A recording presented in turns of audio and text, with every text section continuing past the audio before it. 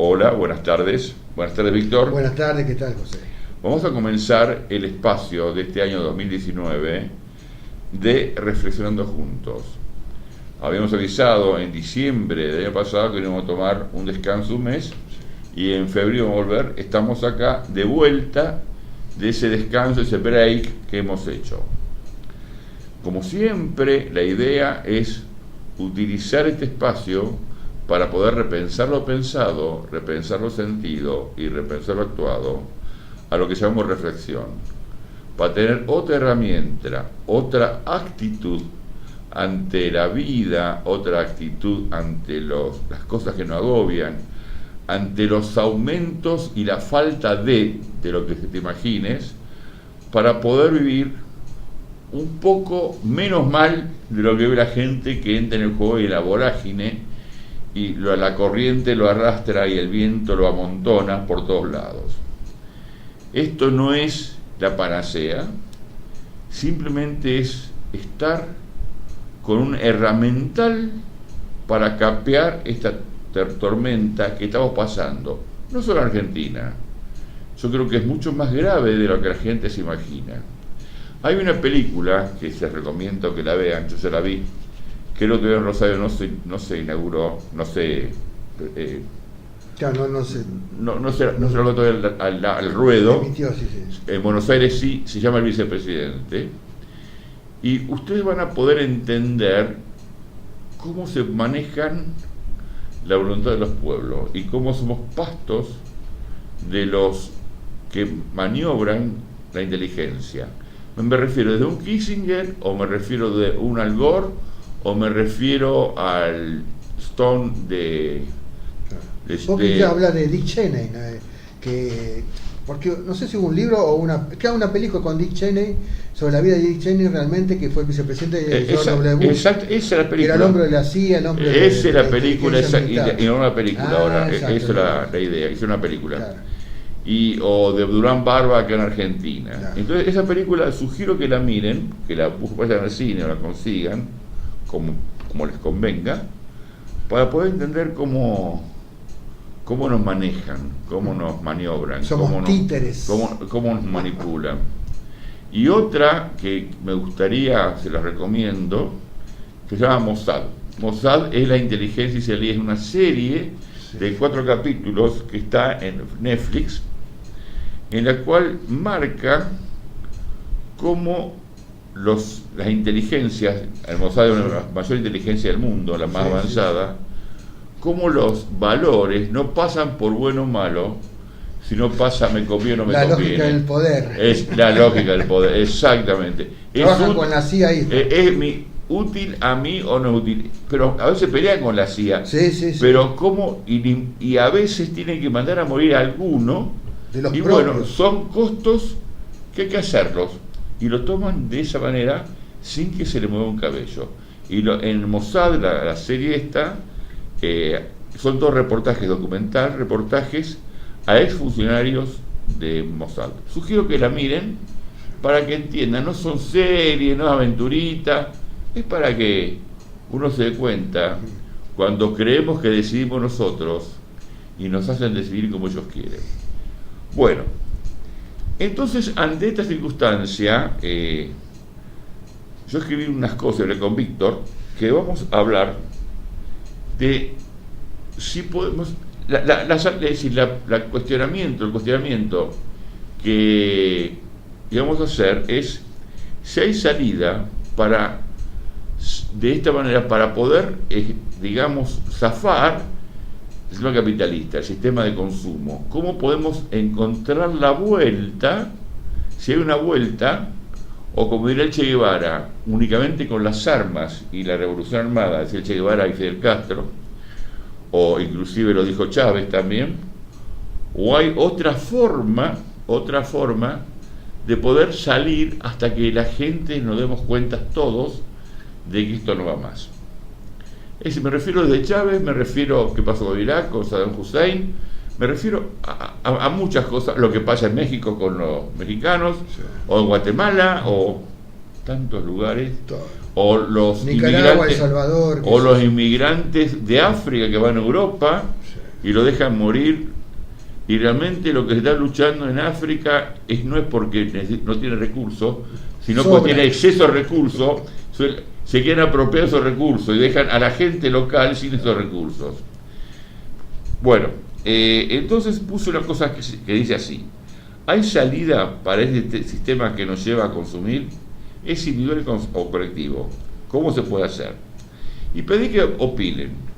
Opinó mucha gente. Ana María Tropea: si hay salida siempre y cuando la gente pueda concientizar, el 80% de las cosas que le ofrecen permanentemente en realidad no las necesita. Mabel Ferruti dice, una psicóloga, amiga, dice que no hay salida. Diego dice que es romántico querer escapar de la situación, pero que no se puede. Estoy haciendo una síntesis de muchos.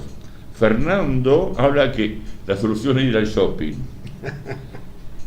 Guille, otro amigo, dice: con conocimiento y sabiduría uno se puede alejar mucho, inclusive dentro de la ciudad.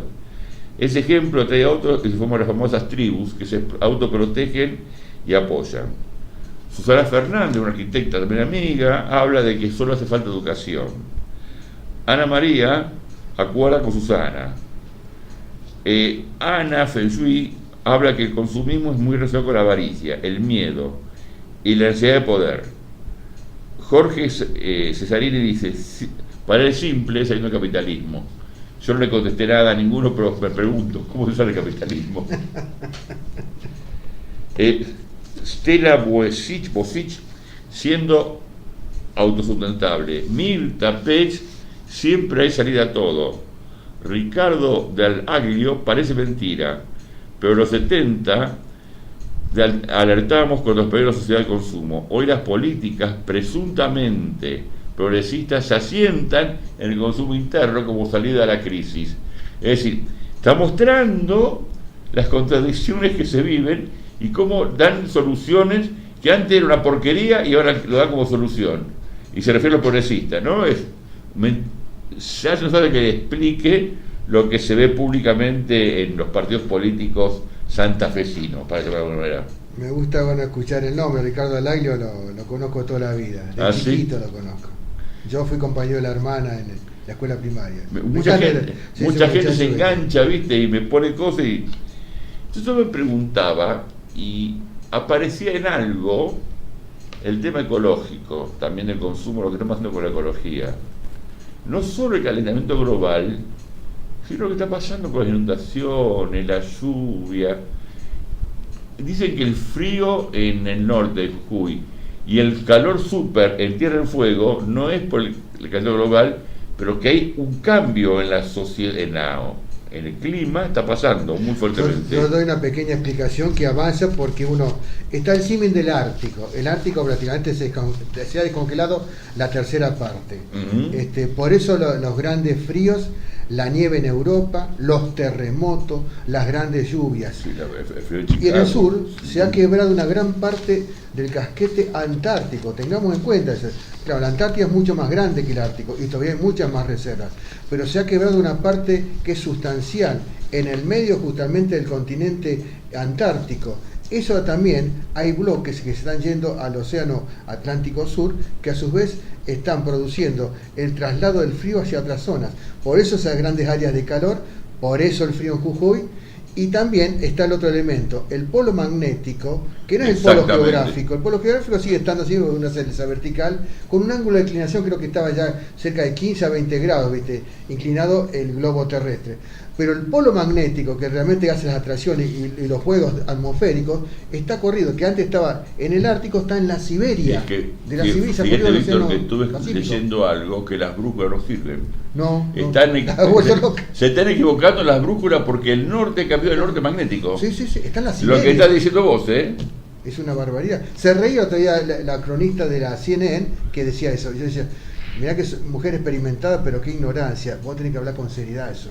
Podés reírte un poco, entrar en comicidad, pero está dando una información muy importante. Muchos grados se ha trasladado el polo magnético al norte. Por eso el gran frío está en Estados Unidos, ¿viste?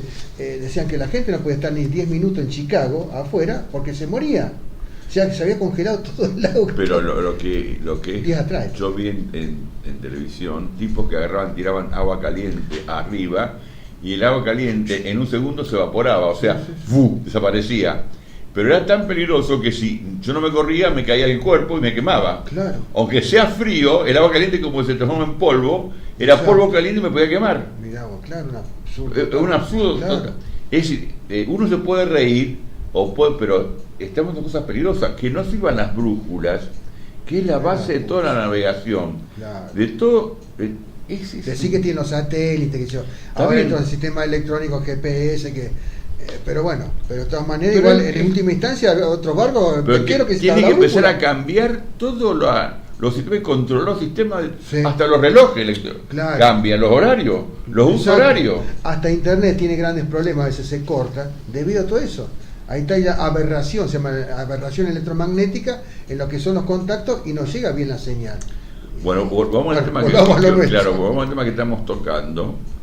Y yo estuve escribiendo estos días un poco, para volver al ruedo, digamos, de lo que es el capitalismo.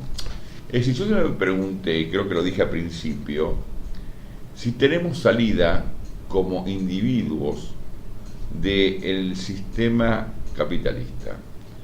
Porque uno puede soñar o imaginarse el fin de la humanidad. Y uno fantasea con eso, pero no se puede imaginar ningún sistema que no sea capitalista. Nuestra mente no nos da. Estamos adoctrinados desde hace mucho, atávicamente, el sistema capitalista de la propiedad privada y del acaparamiento de esto es mío. Inclusive los chicos cuando nacen, muchos dicen, pues es natural. Claro, es natural porque dicen, cuando el chico nace dice, esto es mío, esto es mío, esto es mío, mamá es mía. Sí, pero pueden aprender a que se puede compartir. Claro. Entonces, ahí con eso puedo discutir. Y entonces dije, ¿hay alguna posibilidad? Porque pues si soy colectivo, digo, ¿cómo se inicia una revolución? O agarro el chumbo, como hacía Fidel Castro, o mucha gente quiso agarrar el chumbo, pero no ha salido. O me convierto a lo que ellos quieren dentro del sistema.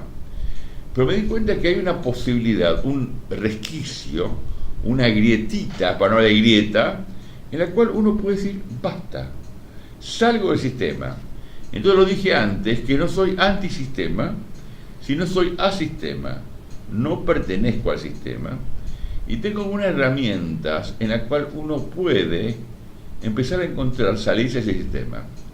Y yo hablo siempre de algunos, ya lo voy a hablar más adelante, que lo enuncio ahora, que es el poder de la retirada, retirarme del juego, porque el juego, uno, para jugar el juego del sistema, tiene que jugar con las reglas de ellos. Claro, hay un código y los árbitros son ellos. Y lo que dan premio y castigo son ellos, son los dueños del sistema. Claro. Entonces uno, si juega el juego de ellos, entra en el sistema, no hay forma. La otra, el poder de la retirada. Es decir, no juego más y me retiro de esto y después la renuncia, no entro. Y el otro es el tenerme a raya, en la cual digo, esto no necesito, y darme cuenta cuántas cosas empiezo a pensar y empiezo a sentir que no necesito. Entonces escribí algunas cosas que dice así: comprar no es una cuestión económica, es una cuestión ética. Cuanto menos se consume, más libre es el ser. El capitalismo, ¿cómo se puede combatir? Combatiendo su piedra angular o su piedra basal, que es el consumo. Es una decisión individual, en paz y con conciencia, cada vez para lograr mayor libertad. No se trata de sustituir productos. Alguna gente dice, en vez de comprar productos en el súper, siembro o cosecho, sino no consumir más, que es al revés. Salirse de la moda, en la ropa, los celulares y cosas que se compran para sentirse que somos alguien. ¿Me explico? Poco a poco nos damos cuenta cada vez más cuántas cosas innecesarias acaparamos.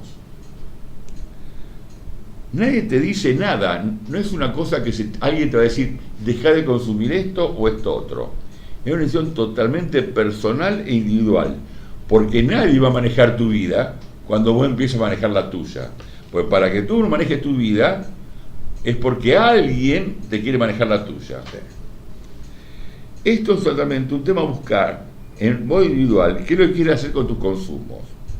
Por eso, lo interesante es que puede hacerse una salida individual para ir saliendo de a poco como una acción de no consumo y darse cuenta cada vez más cuántas cosas menos necesitamos y menos esfuerzo para conseguirlo. Si son menos esfuerzo para conseguirlo, necesito menos horas de mi vida, vender mi tiempo para ganar el dinero para poder comprar esas cosas que me dicen que yo necesito y que me creo que necesito y me enseñan a creer que yo necesito.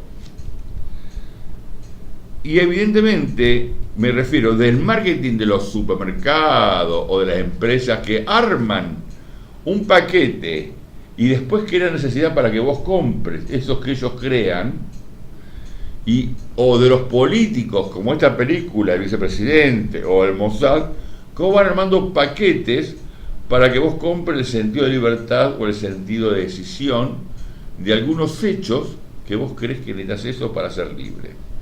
¿Fui claro hasta acá? Sí, sí, sí. Mucha gente me dice siempre que yo tengo una mirada, o mucha gente, utópica. Pero encontré la respuesta a eso, que prefiero tener una mirada utópica que una mirada distópica, en la cual, porque si no creo que este mundo se va al carajo, porque no hay salida, porque cada vez los recursos son más, digamos, más escasos, para necesidades cada vez más abarcativas, porque la gente le hacen creer que quiere más. Y llegamos a la locura que tenemos un señor Aranguren, que fue ministro de Energía de Argentina, que fue el que dolarizó las tarifas que estamos viviendo gracias a este señor, amigo de Macri, en la economía, que dice, al ser la energía un bien escaso, tiene que tener un precio bueno de recaudación. Lo dijo hace 2 días esto, ¿eh? ¿Lo escuchaste? Y no hay ningún derecho humano. Ah, lo escuchaste entonces, sí. Evidente. Entonces, vos decís, pero para, a ver, ¿qué es esto? O sea, si un momento determinado va a pasar con el agua, porque el agua va a ser también un bien escaso, va a tener un precio que es más caro, y el que no puede tomar agua, y bueno, claro, se morirá de sed, compañero. Lo dice Aranguren, ¿eh? No estamos repitiendo los dos ahí, sí, lo que dijo nuestro ministro de Energía en su momento, que está viviendo muchas cosas de eso gracias a él en este momento. Gracias a él porque, digamos, un poco fogoneado por el señor Macri. Y otra cosa que yo siempre trato de comentar, cuando gente joven o gente dice, porque Macri es malo, porque este tipo es malo, porque este es malo, este es bueno.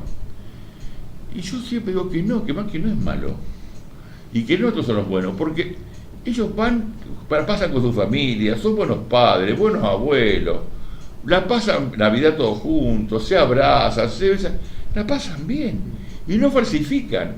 Ellos creen que ese modelo, entonces no es un problema de bueno o malo, claro, es un problema absolutamente ideológico, que creen que el mundo tiene que vivir de esa manera. Y el ejemplo que doy permanentemente para ser muy claro es el de Videla.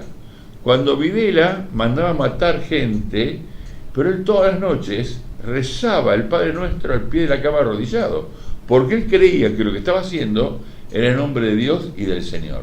O como lo hizo Al-Khomeini, o como lo hizo los judíos Menachem, ¿cómo se llama? Netanyahu, Bibi Netanyahu. Entonces, todos creen realmente que es la forma que tiene que ser para que el mundo funcione de acuerdo a su paradigma, a su concepción de vida-mundo, a su ideología. Por eso, si seguimos en este juego perverso que estamos llevando a la humanidad, creo que es el fin del sistema, pero no el fin del sistema porque se van a dar cuenta, sino porque estamos haciendo el fin de la humanidad. Es lo que yo creo. Entonces, ahí sí que hay una mirada distópica, porque creo que el mundo no puede seguir con esta tirantez, esta matanza, estas tantas guerras de tantos lados. O cuando el Papa, en este momento con el Papa, que le piden que entre lo de Maduro, pero que no entre, y que el Papa habla casi naturalmente que los obispos y los curas abusaban de las monjas, lo dijo públicamente en la conferencia. No estoy diciendo nada de lo que no se dijo en los diarios, ¿eh? O hablaba de pedofilia y defendió a curas pedofílicos. No. Pedófilo, bueno. Pedófilos, sí.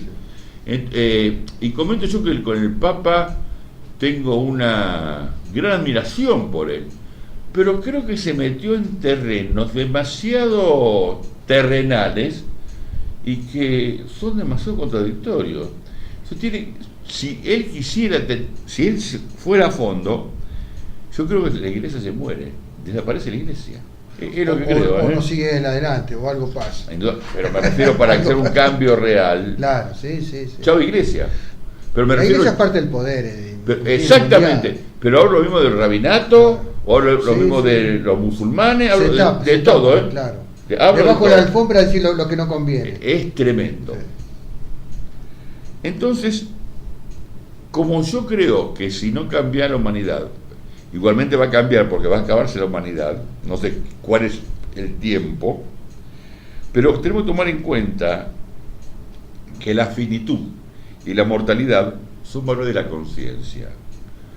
Y esto tiene que ver con la actitud de poder renunciar, el poder de la renuncia, esto no lo quiero, el poder de la retirada, me retiro del juego, porque el juego no lo quiero jugar. Uno te paga un costo por esto, es otro claro. Paga un costo, porque cuando uno es antisistema es un revolucionario, pero cuando uno es asistema, las reglas del sistema no juegan ni a favor ni en contra.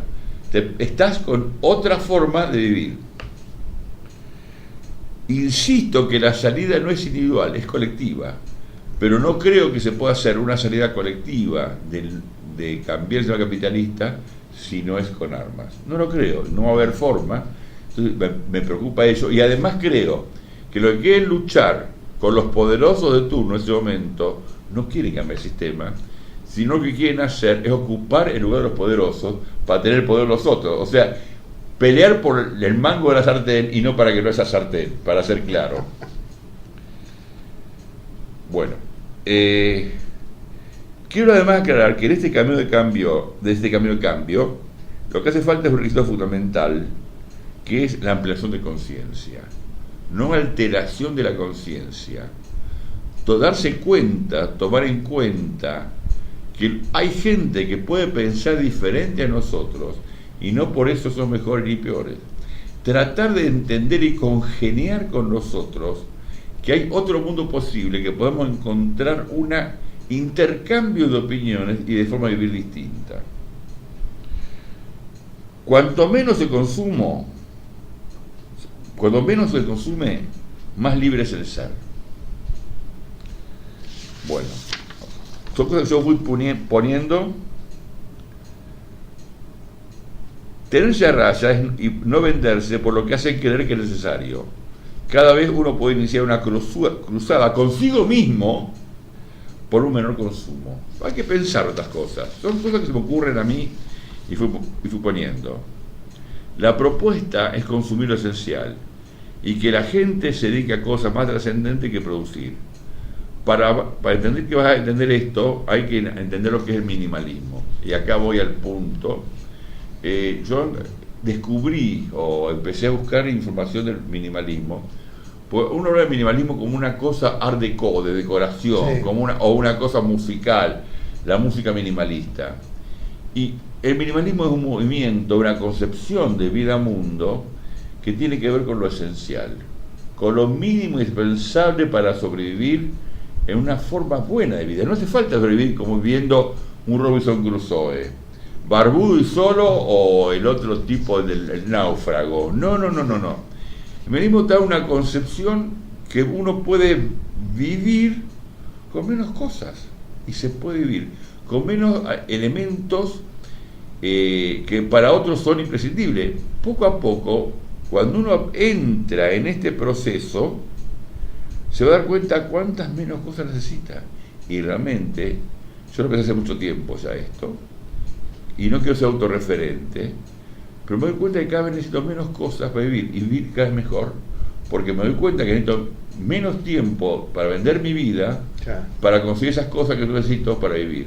Y vivo bien, o sea, tengo más tiempo para vivir dedicado a cosas que para mí son trascendentes. Y cada uno tiene que encontrar su lugar, su momento, su tiempo. Bueno, eso está ahí. Seguí vos si querés. No, bueno, volvemos hacia como una retrovisión, regresando del minimalismo hacia todas las problemáticas. Es cierto, el minimalismo surge como una especie de boom así del arte, así del arte sobre todo plástico. Yo recordaba justo en el siglo XIX, en la segunda mitad, en momentos muy difíciles, porque el contexto hay que tenerlo en cuenta. Estaban en la época de los grandes imperios, el imperio inglés y el germano de Bismarck, sobre todo el inglés, que cerró tanto todas las canillas y todos los caminos de la libertad, porque es la época victoriana donde se cumplía esto, se seguía esto y no había que salirse de esto. Aparte Bismarck se llama canciller de hierro, era el nombre claro.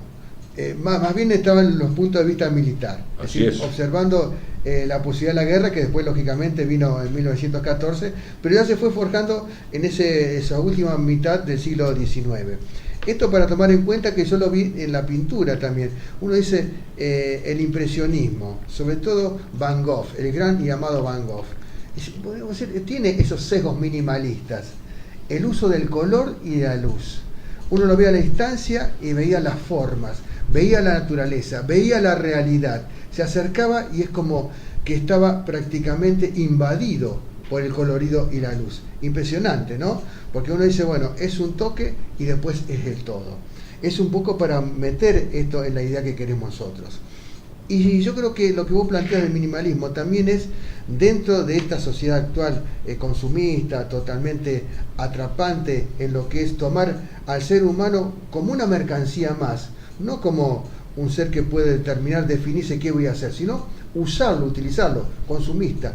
Sos cliente. Acordate que fin del siglo XX, yo me recuerdo bien el tema de sanidad, ya no eran pacientes, esa que estaba esperando, si el médico, si bien se endiosaba al profesional, pero se tenía en sentido humano, si esa relación entre dos. No, ahora era el cliente, el número quizás ignoto, que no conocía a nadie, que tenía una carpeta, un diagnóstico, que tenía su historia clínica. Esto sí significa que cada vez se va deteriorando más el capitalismo y va atrapando de una manera que prácticamente parece casi imposible enfrentarlo. Vos decís muy bien, ¿dónde están los grados de libertad? ¿Dónde podemos pensar si es individual o es colectivo? Yo creo que es de las dos maneras.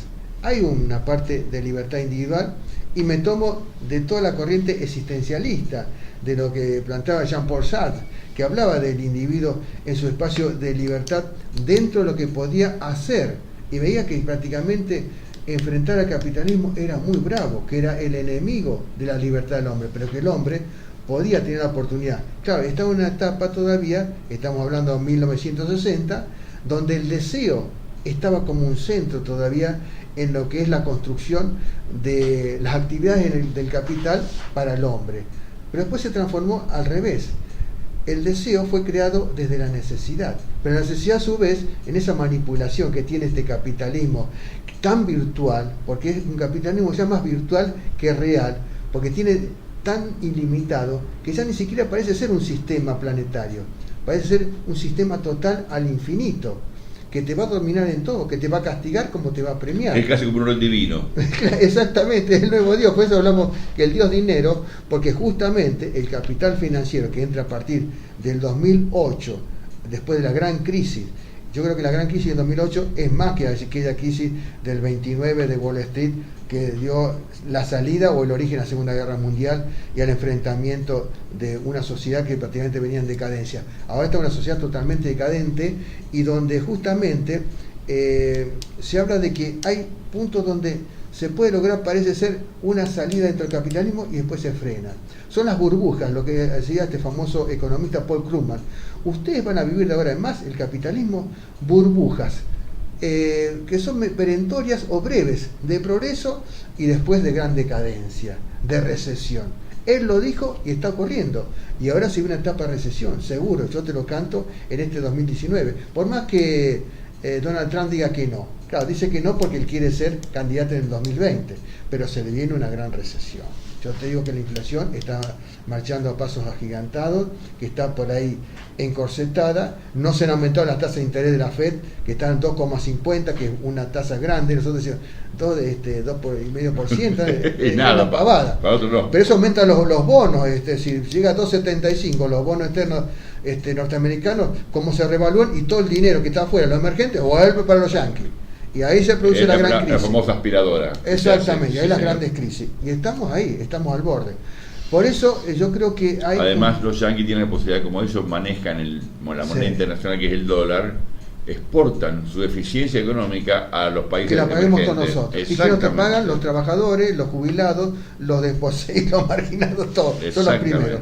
Pero el 2008 da un gran quiebre también para ver esa otra expectativa de esperanza, lo que vos hablas de la libertad o los pequeños espacios o poder expresarse en ese minimalismo, teniendo una especie de cauce propio dentro del capitalismo, sin la necesidad de la violencia abierta.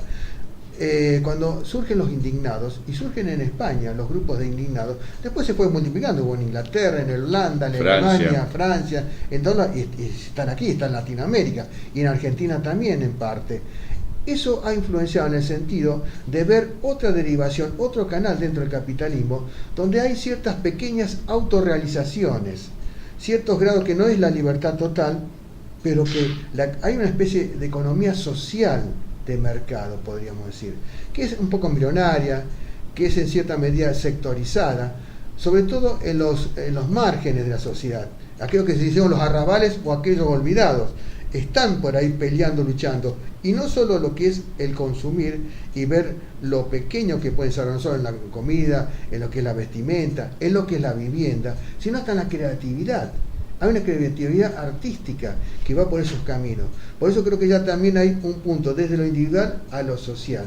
Son pequeñas sendas que se van multiplicando, más allá del gran poder que lo absorbe todo, que el poder va hacia otro camino, un camino donde el hombre, justamente en eso, de hacerle ver que el deseo es una necesidad del sistema para tener el éxito, se los va robotizando, en todo sentido. Totalmente. Nadie lo puede luchar. Creo que ahí están los dos puntos en esa gran tensión que se va desarrollando y que todos tenemos que ir viendo, que por ahí nos supera la forma de vida cotidiana, lo que estamos viviendo ahora, hablando qué sé yo, de los grupos políticos o de la salida ahora de las elecciones. Eso por ahí es parte de otra historia, que por ahí sí ganan lo que decimos, bueno, las derechas, lo que son los más conservadores, o pueden triunfar aquellos que quieren una salida de más justa progresista. Creo que sí, dentro del capitalismo hoy está en la gran, y lo hemos hablado muchas veces, está esa gran dicotomía, el mercado y la democracia pueden coexistir. Creemos que puede haber una democracia que tenga vitalidad dentro de un mercado, pero va a tener que ser una democracia mucho más ampliada. Esta democracia está agotada, ya es una autocracia. Entendamos que todos los gobiernos, todos, sean hasta de izquierda, son autócratas. Las minorías manejan todo y no dejan participar los otros. Exacto, ese es el tema. O sea, no es que sea derecha izquierda. No. De quién maneja el poder. Exacto, y te hacen así, te hacen creer que participa, que vos también tenés, y no entras en el juego. Como decís, estás fuera del juego. Por eso la democracia necesita multiplicarse desde otra mercado social, que seguramente si tiene esa vitalidad y que realmente las poblaciones saben que tienen mucho más poder por cantidad, por mayoría, frente a lo que es el poder, el número nomás. Si se llegan a dar cuenta ahí, bueno, quizás exista el capitalismo, pero hace otro capitalismo. Eso es lo que yo espero, ¿viste? Más allá que no sé el final. El final no te lo cuento porque no sé, sería muy soberbio. Mira, quiero hacer una reflexión final que tiene que ver con esto de mi postura de no consumo. Entonces me dicen, pero José, gente que yo charlo con ellos, charlamos de temas, me dicen, si no hay consumo, se va a acabar la investigación científica, por ejemplo, los remedios. Entonces yo le pregunto, y esto voy a tirar una idea que mucha gente me puede llegar hasta a insultar. Yo creo que la humanidad, la edad de la humanidad, se amplió por la medicina alopática. O sea, la medicina logró grande avance en la edad que uno muere mucho más. yo les pregunto, ¿vos hace mucho que no a un geriátrico? A ellos les pregunto, sí, o a todos les pregunto, a un geriátrico. Estamos alargando la edad a gente y lo hacinamos en lugares para esperando la muerte. O sea, ¿para qué alargamos la edad de la humanidad? ¿Cuál es el sentido? ¿Cuál es el sentido de que cada vez hay más geriátricos que hacinan a las personas y parecen plantas? Viven porque respiran, porque dan de comer, pero realmente no tiene utilidad como para sí mismo, no para utilidad práctica. Claro, sí, para sí. sí, no tiene sentido ese tipo de vida. Y después, aparte, se está cagando el sistema jubilatorio. Yo me pregunto, ¿hasta cuándo tiene que vivir un ser humano? Nos estamos metiendo, o la implantación, la fertilización in vitro, estamos haciendo tantas cosas tan locas. Claro, que vos sí, Estoy de acuerdo, avanza la ciencia, pero es ético, tiene sentido, tiene valor. Es decir, uno tiene que aprender que la mortalidad y la finitud, tenemos que tener un tiempo, claro, un límite, y no vivir por vivir, porque no estoy hablando de la eutanasia, por Dios. No, pero te entiendo. Estoy hablando realmente que estamos entrando en terrenos tan complejos, y hablo todo en función del remedio de la vida, pero la vida, yo les pido a la gente que me escuche, vayan a geriátricos, público o privado, de primero o segundo nivel. Realmente es deprimente ver cómo abandonaban a la gente mayor. ¿Cuál es el sentido de abandonar? No, porque no sabe qué hacer, porque no está resuelto cómo manejarlo. Entonces, poco a poco, vos tenés que replantear cuál es el sentido profundo de la vida. Claro, la vida. Bueno, brevemente, dale. Eso, vos sabés que es cierto, yo creo que es el miedo a lo finito, a la finitud. Exactamente, a la mortalidad. También que quizás muchas investigaciones pueden servir para combatir ciertas enfermedades, luchar, adaptar lo mejor al ser humano, pero en definitiva todo va hacia el mismo cajón. ¿Dónde se termina todo? ¿Y para qué? Para tenerlo tirado, para despreciarlo, para que no tenga el sentido de ser, que es lo más importante. Yo tenía un amigo, Rondina, el nombre, era el director de terapia intensiva del Clemente Álvarez, y él me comentaba, vino a la radio, yo tenía un programa de radio, vino varias veces, y me decía que él salvaba muchas vidas a chicos con moto. O sea, él decía que los mayores, se murió esa Rondina, los mayores muertos eran personas de 25 a 35 años, por accidente de moto, la mayoría, accidentes, ¿no? Y me decía, cada vez a mí se me muere menos gente, o sea, tengo un porcentaje de supervivencia por los tratamientos que aplicamos que es mayor, pero cuando saco alguno de ahí me pregunto qué va a hacer este muchacho, y él me decía, creo que salvó 2.000 personas en un año, una cosa así me dijo, no me acuerdo el número exacto, y me decía, ¿para qué los salvo si después no pueden vivir de nada?